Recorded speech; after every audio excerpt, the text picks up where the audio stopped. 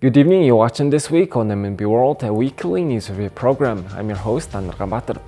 And for top stories, 5,073 new cases of COVID-19 confirmed, 3,063 more people recovered, and 29 fatalities reported this week. Overseas voting for the Mongolian presidential election took place on May 30th and 31st. Mongolian and Russian foreign ministers discuss boosting economic ties. And for the news, stay tuned.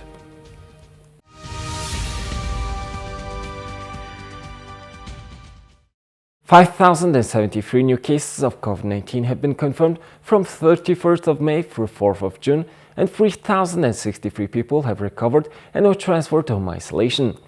More than 40,000 people were tested during that period, and as of Friday, the total number of cases is now 62,585, of whom 84% have fully recovered.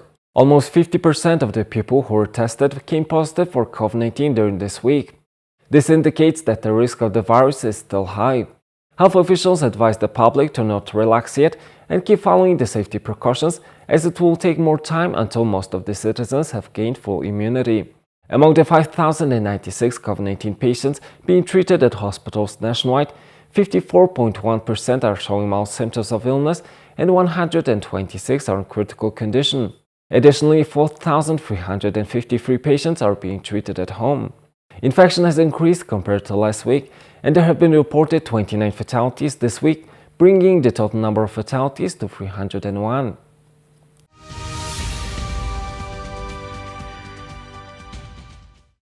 Mongolians living abroad voted in the Mongolian presidential election on May 30th and 31st. Overseas voting took place 10 days prior to the official election day on June 9th. MNB correspondent Atsuho gave us this report on overseas voting in London. Overseas voting for the Mongolian presidential election was held on Sunday and Monday for Mongolians living in London. Voting was open from 7 a.m. to 10 p.m. local time. MNB correspondent Atsuho visited the 17th electoral district on the first day of voting, where 50% of registered voters had already cast their ballots. He had the chance to interview Mongolian voters at Hyde Park. Today we visited the Mongolian embassy in London to cast our votes. It is 200 kilometers to get to London from Nottingham. There are so many Mongolians here. The presidential election will be held in Mongolia next week. We encourage all Mongolians to actively participate by voting. I am Tserimbat. I voted in the Mongolian presidential election by coming to the Mongolian embassy in London from Saray. Many Mongolians are voting today. After the polls close, we are gathering at Hyde Park for a run and to see each other after the lockdown. We are having a good day. This year, a total of 7,394 overseas voters were registered to participate in the Mongolian presidential election. MNB correspondent Atsuho reporting from London. Mongolians residing in South Korea are voting for the next president of Mongolia. We have a report from our MNB correspondent in Seoul, Ichilpol. Mongolians residing in South Korea are casting their votes for the next president of Mongolia. There are 35,000 Mongolian nationals currently studying and residing in South Korea. According to official data, 1,077 people of voting age have registered to vote in the presidential election. Those who are coming to the embassy to vote are required to wear face masks, disinfect their hands and wear gloves. The registration of voters took place from April 9th to May 20th. In total, 1,077 people were registered. The voter list has been confirmed by the General Election Commission. This year's election is being held during a pandemic. What kind of preventive measures are being taken by the Mongolian embassy? The embassy is cooperating with the sanitary and disinfection department of Yongsan-gu district, where the embassy is located. We are conducting disinfection and cleaning every 2 hours. 5 people are assisting voters by measuring their temperatures and maintaining social distancing of 2 meters. We are also distributing plastic gloves and regulating entry and exit. Please tell us how many people are working at the precinct and are there any election observers? The General Election Commission approved a 5-member team of embassy staff. The ambassador himself heads the local election commission. There are 2 observers from the Mongolian People's Party and 1 observer from a non-governmental organization. Foreign Affairs Minister Batsitik is paying a working visit to the Russian Federation from May 31st to June 4th upon the invitation of her Russian counterpart. The foreign minister began her visit by attending a state award ceremony at the Embassy of Mongolia and also met with the Foreign Minister of Russia, Sergei Lavrov. On the first day of her visit, the foreign minister met with the assistant to the president of the Russian Federation, Secretary of the State Council, Igor Levitin. During the meeting, which was held at the Mongolian embassy in Moscow, the parties exchanged views on the political and economic cooperation between the 2 countries. Minister Batsitik also attended an awards ceremony held at the Mongolian embassy. In accordance with a decree from President Patolak for his valuable contribution to the development of Mongolia-Russia relations, Secretary of the State Council Igor Levitin was awarded the Order of the Red Banner of Labor. And Yuri Morgunov, an assistant to the Administrative Directorate of the President of the Russian Federation, received Mongolia's Order of the Polar Star for ensuring the activities of the State Council of the Russian Federation. The awards were presented by the Minister of Foreign Affairs of Mongolia. Minister Batsitik was also a guest on Mikhail Strupinsky's television program Country Industry on Euronews TV. In another interview with state news agency RIA Novosti, she spoke about the current state of Mongolia-Russia relations, opportunities for further development, politics, and the actions of the government of Mongolia to combat the COVID-19 pandemic. On June 1st, Foreign Affairs Minister Batsitik met with her Russian counterpart Sergei Lavrov. The 2 sides discussed Russia and Mongolia's bilateral relations with an emphasis on trade, transport, energy, and humanitarian issues, as well as cooperation at the regional and international levels. After the meeting, the 2 sides held a press conference. Minister Lavrov noted that Moscow values its traditional friendly relations with Ulaanbaatar. The top Russian diplomat added that the nation's bilateral relations are based on rich historic traditions, including their active alliance during the World War II. The ministers also took part in a ceremony for presenting the Order of Alexander Nevsky Medal to Mongolian cosmonaut J.GURRAGCHAA in recognition of meritorious service awarded by the decree of Russian President Vladimir Putin. President of Mongolia Batolga Khaltma spoke at the 2021 P4G Summit Leaders Session. Details are in the following report. On May 30th, President of Mongolia Batolga Khaltma delivered a speech at the Leaders Session of the 2021 Partner for Green Growth and Global Goals Summit taking place in Seoul. During his speech at the P4G Summit, he noted that Mongolia has become one of the world's countries most affected by and vulnerable to climate change. The frequency of natural disasters has doubled in the last 2 decades, and their economic impacts are increasing. He urged summit participants to work toward limiting global warming to 1.5 degrees Celsius in order to prevent natural disasters and damage resulting from climate change. He has stated that limiting global warming is the most basic and effective way to protect planet Earth. Every P4G member country pledged to define and implement its national goal to reduce greenhouse gas emissions within the framework of the Paris Agreement. Mongolia has raised its initial commitment from 22.7% to 27.2% by 2030. Cabinet's June 1st meeting highlighted the opening of Mongolia's international border after a year of being locked down due to the COVID-19 pandemic and outbreak prevention measures. Mongolia officially opened its border on June 1st. People in Mongolia will now be able to travel on direct and transit commercial flights to more than 10 countries with open borders, including Turkey, the United States, the United Arab Emirates, Greece, Thailand, Indonesia, and India. To date, more than 110 countries, including Russia, China, South Korea, Japan, and many other countries in the European Union, have partially or completely closed their borders and are allowing entry only to citizens and permanent residents. The government is currently using diplomatic channels to ensure that immunization certificates issued in Mongolia will be recognized in as many countries as possible. It was also decided that funds for renovating state maternity hospitals, including the National Center for Maternal and Child Health, will be included in next year's state budget. In order to provide SOMs with engineering infrastructure and to create comfortable living conditions for residents, the SOM Development Provision of Engineering Infrastructure project is being implemented.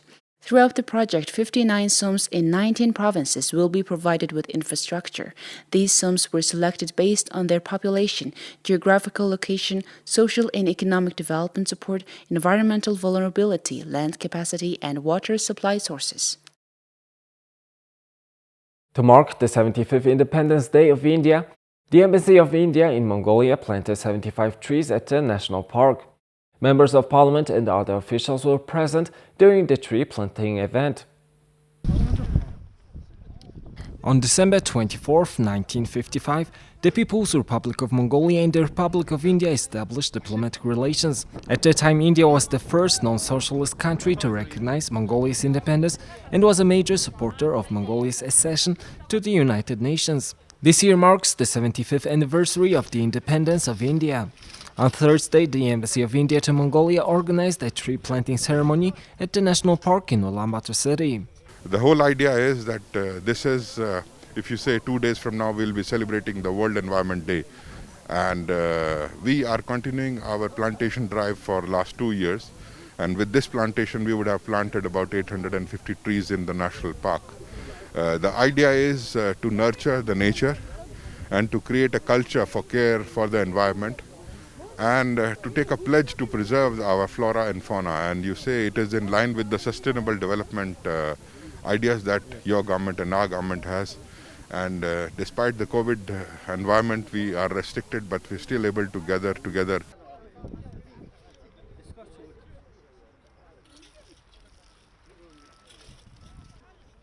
Last year, on the occasion of the 65th anniversary of the establishment of diplomatic relations between Mongolia and India, the Embassy of India planted 65 trees at the national park.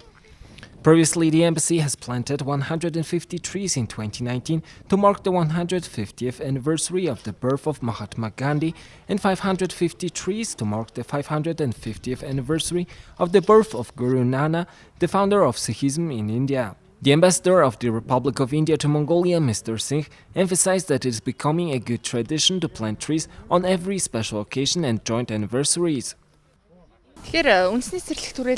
The national park has been cooperating with the Embassy of India for a long time. Our cooperation is not limited to landscaping work in the national park, but we have been cooperating for many years, such as organizing long-term and short-term training for our national park staff in India. The tree planting ceremony was attended by members of Parliament of Mongolia, government officials and others. Today is another day of great friendship between India and Mongolia. Trees are being planted to celebrate the 75th anniversary of India's independence. India has become a great ally and a spiritual partner of our country. Planting a tree is a very fruitful and rewarding activity. The Ambassador of India, Member of Parliament, _GURRAGCHAA, officials of the relevant organizations, the management of the park and other officials are currently taking part in this event. The ambassador of India to Mongolia, Mr. Singh, also said that another tree planting ceremony will be held in the coming days outside of the capital city. The annual exhibition held by the Untitled Children's Center is being held at the National Museum from 1st to 10th of June. This year's exhibition is being held under a motto, A Happy Future. This is a nature painting by Husling, a student at the Untitled Children's Center. In this way, the exhibition features a wide range of paintings from center children. People can enjoy a variety of colorful exhibits, such as paintings and cutouts made by kids.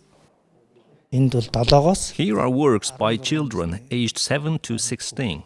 Although a lot of work has been done, it has not been possible to include all the works in the exhibition, and the ones here were created in the past year, and they have been chosen specifically for this exhibition because they were innovative and unique. It can be said that this exhibition is our annual report. The importance of handicrafts is that it makes children very patient. In order to study well, children should learn to be patient. Also, children develop through arts. For example, to make a wooden doll, you prepare a piece of wood, draw a picture, draw lines with a fine brush, and draw an eye and mouth. Then we make small dolls to complete our Mongolian dolls.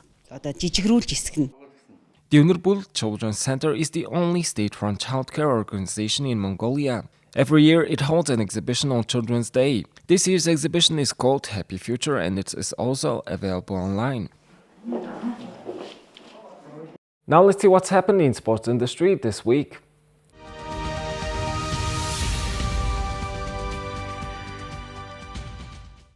The 32nd Ivan Yarygin Golden Wrestling Grand Prix was held from 26th to 30th of May in Krasnoyarsk, Russia. The Mongolian national team was able to win 6 medals, including 2 gold, 2 silver and 2 bronze medals.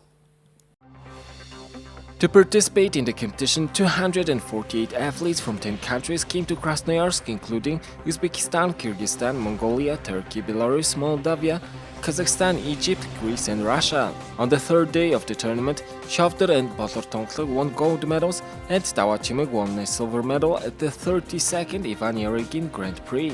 Shavdar, who competed in the women's 59 kg weight class, won 4 matches winning gold medal and Tawachimig won silver medal. Shavdar is winning the Ivan Yarygin Grand Prix for the 3rd time, winning the gold medal in 2015, 2020 and 2021. In the women's 50 kg weight category, Otkunjargal lost to Russia's Valeria Chapsarkova 2-6 for the bronze medal, while in the 55 kg weight category, Helena lost to Russia's Ekaterina Isakova 0-5. Balortonglug brought the 2nd gold medal for the Mongolian national team in Krasnoyarsk. She defeated Maria Kuznetsova, Dinara Kudaeva, Alina Klimova and Evgenia Apavolova of Russia. Balortonglug also won a gold medal at the Asian Championships 2 months ago.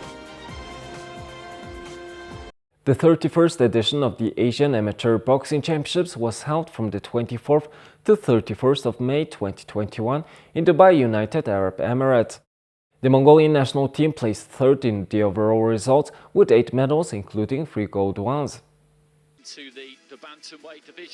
The 2021 Asian Amateur Boxing Championships have been successfully concluded in Dubai, United Arab Emirates on May 31st.